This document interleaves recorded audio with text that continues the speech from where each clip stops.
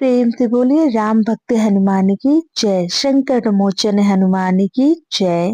नमस्कार भक्तगण, हनुमान जी की कृपा आप सभी पर बनी रहे। आज मंगलवार है। मंगलवार के दिन हनुमान जी के लिए व्रत रखा जाता है और उनकी कथा का पाठ किया जाता है। तो आइए मन में वीर बजरंगबली का स्मरण करते हुए श्रवण करते हैं मंगलवार व्रत की पावन कथा का। एक गांव में एक बुढ़िया माई रहती थी। वह मंगल देवता को अपना इष्ट देवता मानकर सदैव मंगलवार को व्रत रखती और मंगल देव का पूजन किया करती थी। उसका एक पुत्र था जो मंगलवार को उत्पन्न हुआ था। इस कारण उसको मंगलिया के नाम से पुकारा करती थी। मंगलवार के दिन वह ना तो घर को लीपती और ना ही पृथ्वी को खोदती। एक दिवस मंगल देवता उसकी श्रद्धा को देखने के लिए उसके घर में साधु रूप बनाकर आए और द्वार पर आवाज दी। बुढ़िया ने कहा, महाराज क्या आज्ञा है? साधु कहने लगा, बहुत भूख लगी है, भोजन बनाना है। इसके लिए तू थोड़ी सी पृथ्वी लीप दे तो तेरा पुण्य होगा। यह सुनकर बुढ़िया ने कहा, महाराज आज मंगलवार की व्रती हूँ, इसलिए मैं चौका नहीं लगा सकती। कहो तो जल का छिड़काव कर दूं, उस जगह भोजन बना लेना, या फिर मैं आपके लिए भोजन बना देती हूँ। साधु कहने लगा, मैं गोबर से लीपे चौके पर ही भोजन बनाता हूँ। बुढ़िया ने कहा, पृथ्वी लीपने के सिवाय और कोई सेवा हो तो मैं सब कुछ करने के लिए तैयार हूँ, परंतु गोबर से लीपूंगी नहीं। तब साधु ने कहा कि सोच समझकर उत्तर दो, जो कुछ मैं कहूंगा वह तुमको करना होगा। बुढ़िया कहने लगी, महाराज पृथ्वी लीपने के अलावा जो कुछ भी आज्ञा करेंगे उसका पालन अवश्य करूंगी। बुढ़िया ने ऐसा 3 बार वचन दे दिया। तब साधु कहने लगे, तू अपने लड़के को बुलाकर औंधा लिटा दे, मैं उसकी पीठ पर भोजन बनाऊंगा। साधु की बात सुनकर बुढ़िया चुप हो गई। तब साधु ने कहा, बुला ले लड़के को, अब सोच विचार क्या करती है। बुढ़िया मंगलिया मंगलिया कहकर पुकारने लगी। थोड़ी देर बाद लड़का आ गया। बुढ़िया ने कहा, जा बेटे, तुझको बाबा जी बुलाते हैं। लड़के ने बाबा जी से जाकर पूछा, क्या आज्ञा है महाराज? बाबा जी ने कहा, जाओ और अपनी माता जी को बुला लाओ। जब माता आ गई तो साधु ने कहा, तू ही इसको लिटा दे। बुढ़िया ने मंगल देवता का स्मरण करते हुए अपने लड़के को औंधा लिटा दिया और उसकी पीठ पर अंगीठी रख दी गई। बुढ़िया कहने लगी, हे महाराज अब जो कुछ आपको करना है कीजिए, मैं जाकर अपना काम करती हूँ। साधु ने लड़के की पीठ पर रखी हुई अंगीठी में आग जलाई और उस पर भोजन बनाया। जब भोजन बन चुका तो साधु ने बुढ़िया से कहा, अब अपने लड़के को बुलाओ, वह भी आकर ले जाए। बुढ़िया कहने लगी, यह कैसे आश्चर्य की बात है कि उसकी पीठ पर आपने आग जलाई है और उसे ही प्रसाद के लिए बुलाते हैं। क्या यह संभव है? क्या अब भी आप उसको जीवित समझते हैं? आप कृपा करके उसका स्मरण भी मुझको मत कराइए और भोग लगाकर जहां जाना हो जाइए। साधु के अत्यंत आग्रह करने पर बुढ़िया ने जो ही मंगलिया कहकर आवाज लगाई, त्यों ही लड़का एक ओर से दौड़ता हुआ आ गया। साधु ने लड़के को प्रसाद दिया और कहा कि माई तेरा व्रत सफल हो गया। तेरे हृदय में दया और अपने इष्ट देव में अटल श्रद्धा है, इसके कारण तुझको कोई भी कष्ट नहीं पहुंचेगा। प्रेम से बोलिए मंगल देव की जय। व्यास जी ने कहा, एक बार नैमी सारणाय तीर्थ में 80,000 मुनि एकत्र होकर पुराणों के ज्ञाता श्री सूत जी से कहने लगे, हे महामुने, आपने हमें अनेक पुराणों की कथाएं सुनाई हैं। अब आप कृपा करके हमें ऐसा व्रत और कथा बताए जिससे करने से संतान की प्राप्ति हो तथा मनुष्यों को रोग शोक अग्नि सर्व दुख आदि का भय ना रहे, ये सब भय उससे दूर हो जाए। कलयुग में सभी जीवों की आयु बहुत कम है, फिर भी उन्हें रोग चिंता के कष्ट लगे रहेंगे, तो फिर वो श्री हरि के चरणों में अपना ध्यान कैसे लगा सकेंगे। श्री सूत जी बोले, हे मुनियों, आपने लोक कल्याण के लिए बहुत ही उत्तम बात पूछी है। एक बार युधिष्ठिर ने भगवान श्री कृष्ण से लोक कल्याण के लिए यही प्रश्न किया था। भगवान श्री कृष्ण और युधिष्ठिर का संवाद तुम्हारे सामने कहता हूँ, ध्यान से इसका श्रवण करो। एक समय पांडवों की सभा में श्री कृष्ण जी बैठे हुए थे। तब युधिष्ठिर ने भगवान श्री कृष्ण से प्रश्न किया, हे प्रभु नंद नंद गोविंद, आपने मेरे लिए अनेकों कथाएं सुनाई हैं।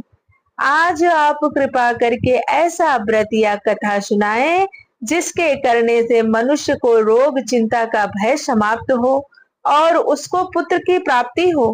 हे प्रभु, बिना पुत्र के जीवन व्यर्थ है, पुत्र के बिना मनुष्य नरकगामी होता है। हे केशव, पुत्र के बिना मनुष्य पितृ ऋण से छुटकारा नहीं पा सकता और न ही उसका पुण्यांग नामक नरक से उद्धार होगा। अतः पुत्रदायक व्रत के बारे में कृपया करके हमें बतलाइए।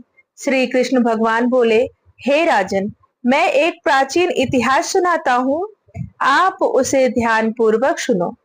कुंडलपुर नामक एक नगर था, उसमें नंद नामक एक ब्राह्मण रहता था। भगवान की कृपा से उसके पास सब कुछ था, फिर भी वह दुखी था।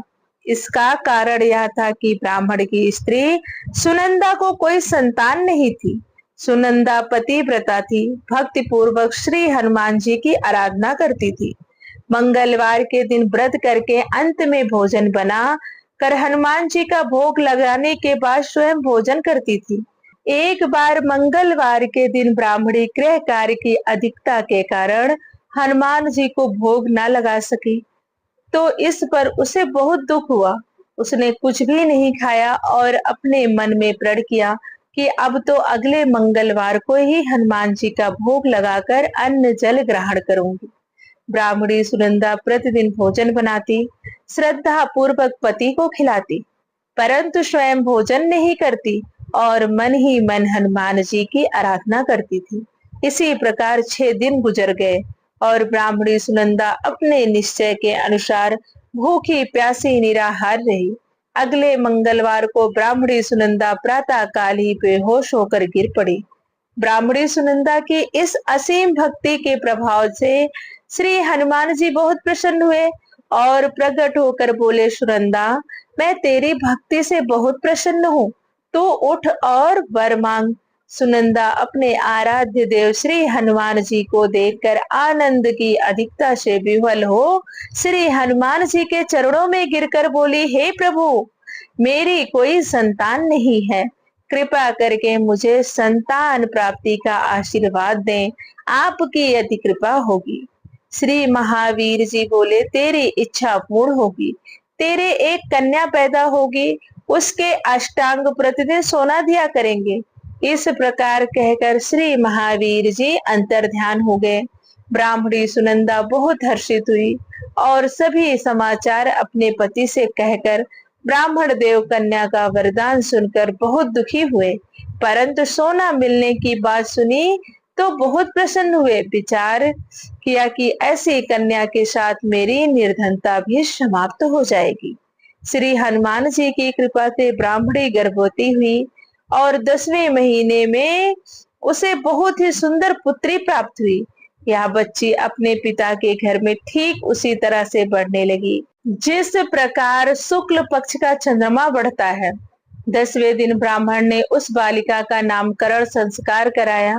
उसके कुल पुरोहित ने उस बालिका का नाम रत्नावली रखा, क्योंकि यह कन्या सोना प्रदान किया करती थी। इस कन्या ने पूर्व जन्म में बड़े ही विधान से मंगल देव का व्रत किया था। रत्नावली का अष्टांग बहुत सा सोना देता था। उस सोने से नंदा ब्राह्मण बहुत ही धनवान हो गया और ब्राह्मणी भी बहुत अभिमान करने लगी थी। समय बीतता रहा, अब रत्नावली 10 वर्ष की हो चुकी थी। एक दिन जब नंदा ब्राह्मण प्रसन्नचित्त था, तब सुनंदा ने अपने पति से कहा, हे स्वामी, हमारी पुत्री रत्नावली अब विवाह के योग्य हो गई है, अतः आप कोई सुंदर तथा योग्य वर देखकर इसका विवाह संपन्न कर दें। यह सुनकर ब्राह्मण बोला, अभी तो रत्नावली बहुत छोटी है। तब ब्राह्मणी बोली, शास्त्रों की आज्ञा है कि कन्या 8वें वर्ष में गौरी, 9 वर्ष में राहिणी, 10वें वर्ष में कन्या, इसके पश्चात रजस्वला हो जाती है। गौरी के दान से पाताल लोक की प्राप्ति होती है, राहिणी के दान से बैकुंठ लोक की प्राप्ति होती है, कन्या के दान से इंद्रलोक में सुखों की प्राप्ति होती है। और स्वामी, अगर रजस्वला का दान किया जाता है तो घोर नरक की प्राप्ति होती है। अपनी पत्नी के मुख से यह बात सुनकर ब्राह्मण बोला, अभी तो रत्नावली मात्र 10 वर्ष की हुई है और मैंने तो 16-16 साल की कन्याओं के विवाह कराए हैं, अभी जल्दी क्या है। तब ब्राह्मणी सुनंदा बोली, आपको तो लोभ अधिक लगता है। शास्त्रों में कहा गया है कि माता पिता और बड़ा भाई रजस्वला कन्या को देखते हैं तो वह अवश्य ही नरकगामी होते हैं। तब ब्राह्मण बोला, अच्छी बात है, कल मैं अवश्य ही योग वर की तलाश में अपना दूत भेजूंगा। दूसरे दिन ब्राह्मण ने अपने दूत को बुलाया और आज्ञा दी कि जैसे सुंदर मेरी कन्या है वैसा सुंदर वर मेरी कन्या के लिए ढूंढ कर ले आओ। दूत अपने स्वामी की आज्ञा पाकर निकल पड़ा। पंपई नगर में उसने एक सुंदर लड़के को देखा। यह बालक एक ब्राह्मण परिवार का बहुत गुणवान पुत्र था। इसका नाम सोमेश्वर था। दूत ने इस सुंदर व गुणवान बालक के बारे में अपने स्वामी को पूर्ण विवरण दिया। ब्राह्मण नंदा को भी सोमेश्वर अच्छा लगा और फिर शुभ मुहूर्त में विधिवत कन्या दान करके ब्राह्मण ब्राह्मणी संतुष्ट हुए। परंतु ब्राह्मण के मन में तो लोभ समाया हुआ था। उसने कन्या दान तो कर दिया था पर वह बहुत खिन्न भी था। उसने विचार किया कि रत्नावली अब चली जाएगी और मुझे उससे जो सोना मिलता था वह सोना भी अब नहीं मिलेगा। मेरे पास जो धन था कुछ तो इसके विवाह में खर्च हो गया और जो शेष बचा है वह भी कुछ दिनों पश्चात समाप्त हो जाएगा।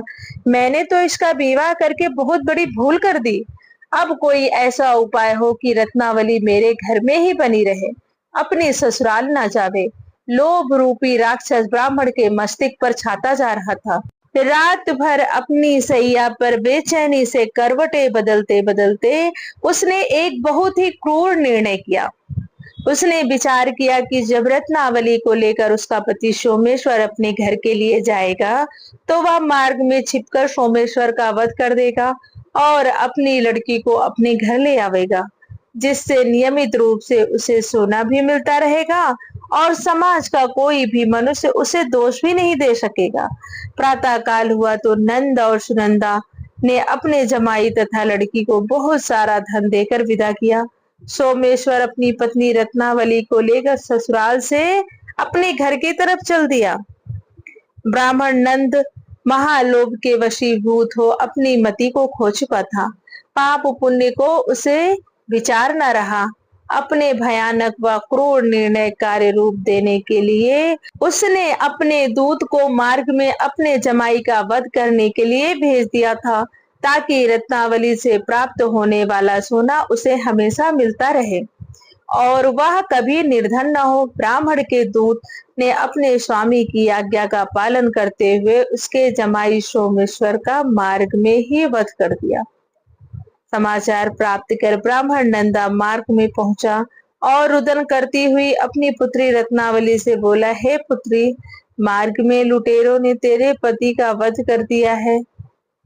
भगवान की इच्छा के आगे अब किसी का वश नहीं चलता है। अब तू घर चल, वहां पर ही रहकर शेष जीवन व्यतीत करना, जो भाग्य में लिखा है वही होगा। अपने पति की अकाल मृत्यु से रत्नावली बहुत दुखी हुई। करुण क्रंदन से रुदन करते हुए अपने पिता से बोली, हे पिताजी, इस संसार में जिस स्त्री का पति नहीं उसका जीवन व्यर्थ है। अपने पति के साथ ही अपने शरीर को जला दूंगी और सती होकर इस जन्म को माता पिता के नाम को तथा सास ससुर के यश को सार्थक करूंगी। ब्राह्मण नंदा अपनी पुत्री रत्नावली के वचनों को सुनकर बहुत दुखी हुआ और मन में विचार करने लगा, मैंने व्यर्थ ही जमाई का वध कर पाप अपने सिर लिया। रत्नावली तो उसके पीछे अपने प्राण देने को तैयार है। मेरा तो दोनों तरफ से मरण हो गया। धन तो अब मिलेगा नहीं। जमाई वध के पाप के फलस्वरूप यम यातना भी भुगतनी पड़ेगी। यह सोचकर वह बहुत खिन्न हुआ।